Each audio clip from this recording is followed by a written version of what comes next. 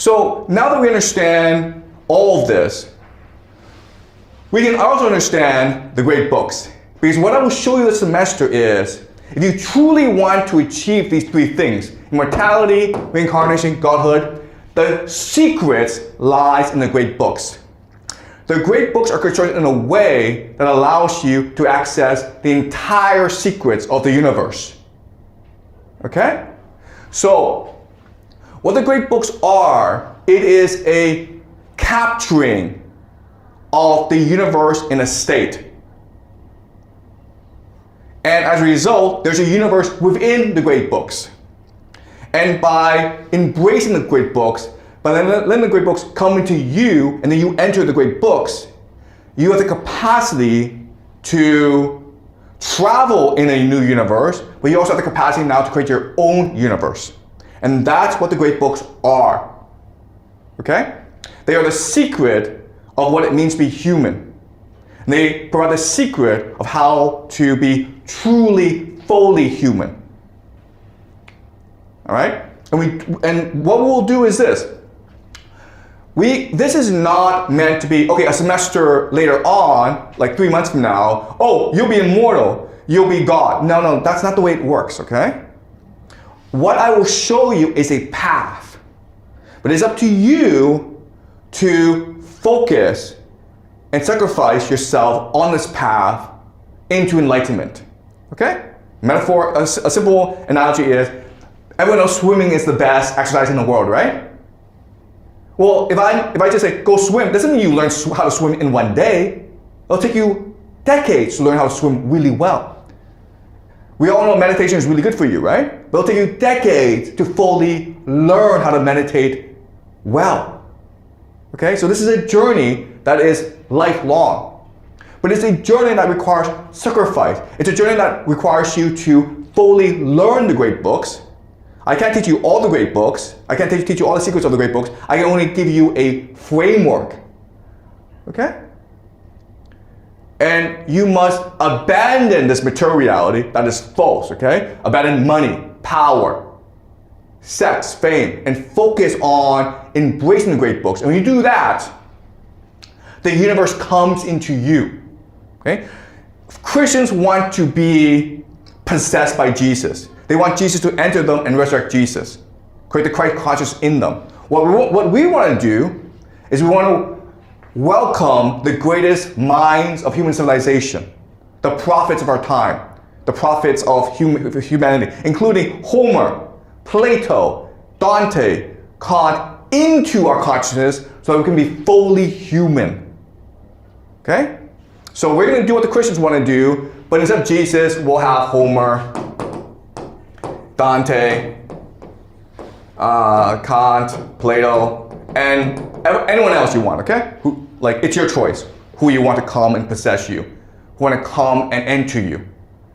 Okay? I will teach you the power, the secret to resurrect Homer and Dante inside of you. But again, first of all, it's your choice. Second of all, you must abandon the world to do this. And third of all, you must dedicate your entire life to doing this, okay? So this class is just meant to be a sample, okay? But it's not meant to provide all the answers, okay? Any questions? So you have a question? Yeah.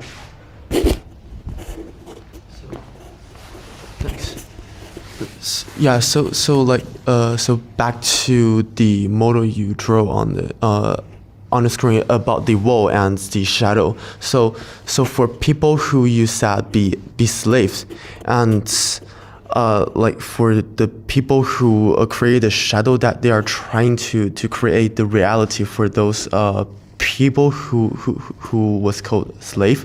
But for those enslaved people, that they think this is like the shadow on wall, those things are the reality, and those things for them are the phenomena of the world. So how could they to escape them and to chase the real, not the okay, I understand. Okay, yeah. Right. Okay, you don't really understand what's going on. Okay, all right. Let me explain it again. Okay.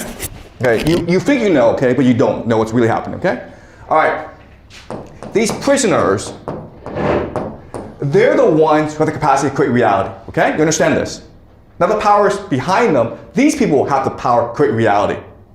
So what I need to do is trick them into creating the reality that I want them to create. Does that make sense? Okay? So these are the powers that be, and they hide in the shadows. And they give you tricks. They use deception, manipulation, in order to trick you into thinking that you're a slave. And they're tricking you into wanting to create a reality that they want you to create, but which you think you want to create.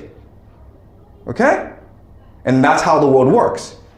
We are the ones with the power of God. We're the ones with imagination. The ones behind us don't have an imagination. They have power, but they don't have imagination. Okay? So they need to trick us into wanting to create the world they want us to create. And this is how the world works, guys. Right? Why are you in school being a slave? We say, I'm not being a slave. I'm being free. I'm in school so I can get into a good college, make a lot of money, and live a happy life.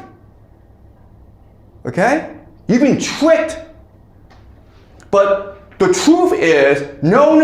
You don't need money to be happy. You don't need anything to be happy. You have yourself. Okay? You have your imagination. You have the capacity to love anyone. If you just love your mother, if you just love your father, if you love everyone around you, you'll be happy. You don't need money. You're like, no. I need $1 billion to buy my brother a Porsche. I need to buy my mother a yacht. That's what my mother really wants. You've been tricked. Okay? That's how the world works. So, it's really easy. Just say to yourself, I'm a slave. And I refuse to be a slave. I refuse to listen to what everyone tells me. And that's the hardest thing to do in the world because it would mean your rejection from reality, right? It would mean, oh, I have no more friends, my parents hate me, I'm a loser, everyone makes fun of me at school. All right? So that's the reality we live in. We fear social isolation. We fear being laughed at. So we just go with the flow, even though in our hearts, we know this is all a lie. This school, what the teachers teach us, it's all nonsense. ChatGPT, it's lying to us all the time. Seeking money, it's going to make me unhappy. Why am I seeking money? Not for yourself, because you fear social condemnation. You fear being laughed at. That's why you want money. That's what you want to do well in school. Once you accept that, you are free. Can you do that? No. You can't do that. Because all your life, you've been brainwashed into thinking the thing you see is what's real. Okay? Through movies, through school, through parenting, through friends, through reality. Okay? So that's what Plato's allegory of the cave teaches us. So guess what, guys? You'll probably fail. But if you're able to succeed, you'll be truly free and happy and imaginative, and that will allow you to ascend into immortality. Yeah?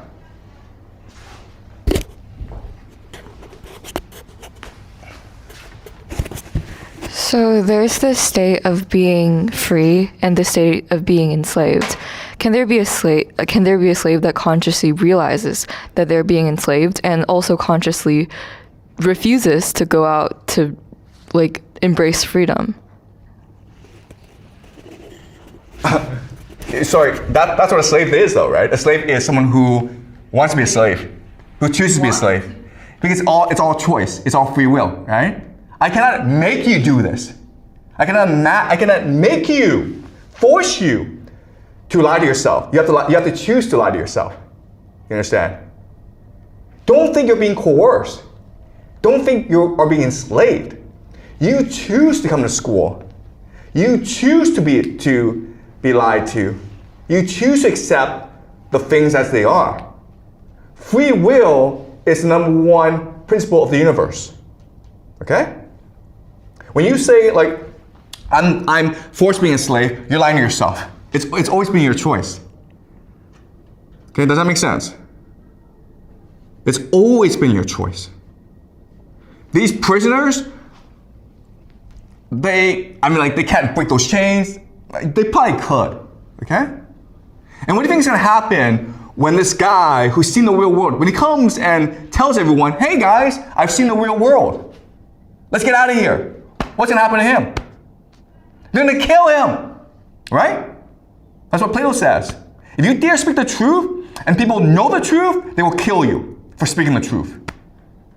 All right? So don't try to convince anyone of the truth.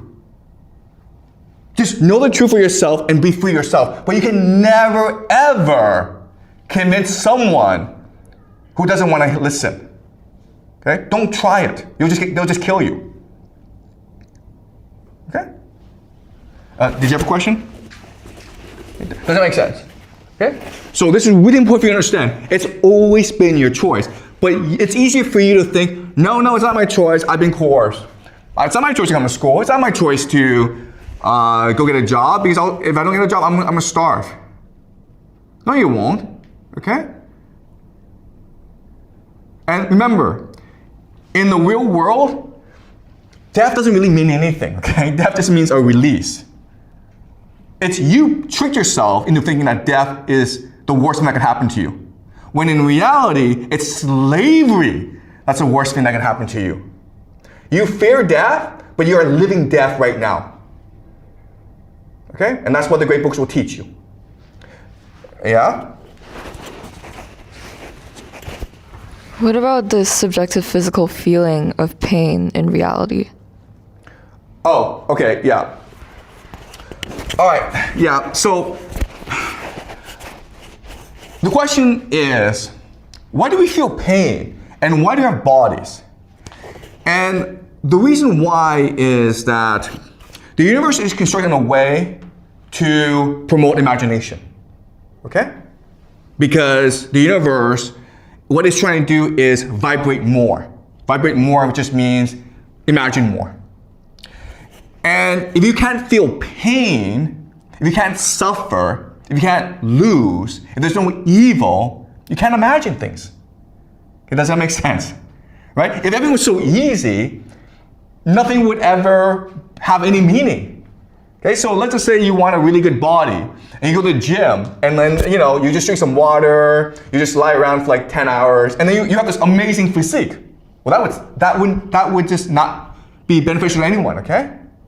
If you want to have meaning, you have to struggle for it, and that requires pain and suffering. So even though, the question then is like, if this world is one of death, one of pain, one of suffering, why are we in this world? To improve our imagination.